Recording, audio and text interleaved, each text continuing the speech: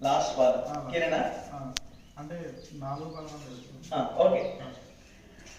మృగశిరా నక్షత్ర చతుర్థ పాద జాతః జన్మ జాతః శీఘ్రమేవ పాణిగ్రహణ యోగ్యతా సిద్ధ్యర్థం శ్రీమాన్ శ్రీమతః శ్రీమాన్ శ్రీమతః ఉదయ నామధేయస్య నక్షత్రం రోహిణీ నక్షత్ర జాతః ఇదవ పాదం రెండో పాదం రోహిణీ నక్షత్ర ద్వితీయ చరణ జాతః క్షేమస్థైర్యధైర్య వీర్య విజయ అభయ ఆయురారోగ్య ఐశ్వర్యాభివృద్ధ్యర్థం అక్షతలు తీసుకోండి.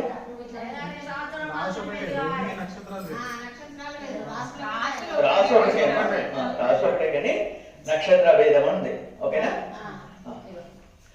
అనండి. ధర్మ అర్థ కామ మోక్ష చతుర్విధ ఫల పురుషార్థం సిద్ధ్యర్థం ఆదిత్యాది నవానాం గ్రహాణాం అత్యంత ఆనుకూల్యత ఫల సిద్ధ్యర్థం మమ జన్మ నక్షత్ర వశాత్ నామ నక్షత్ర వశాత్ జన్మ లగ్న వశాత్ కారకాంశ లగ్న వశాత్ ఆరూఢ లగ్న వశాత్ ఆదిత్యాది నవానాం గ్రహాణాం అత్యంత ఆనుకూల్యత ఫల సిద్ధ్యర్థం మమ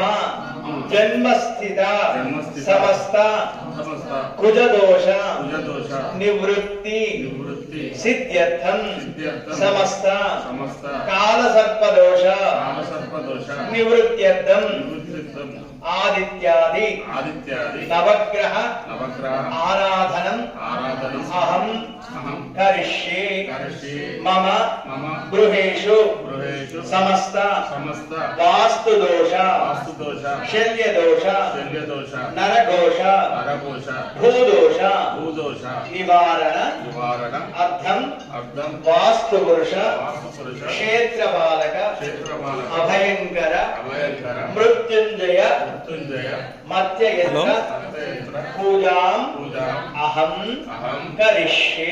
ఇప్పుడు సాయి కృప కాలనీ ఐడియా ఉందా? సంకల్పాన్ని మనసులో అనుకోండి. మీకు సాయి కృప కాలనీ కాడ రైట్ తీసుకోవాలి.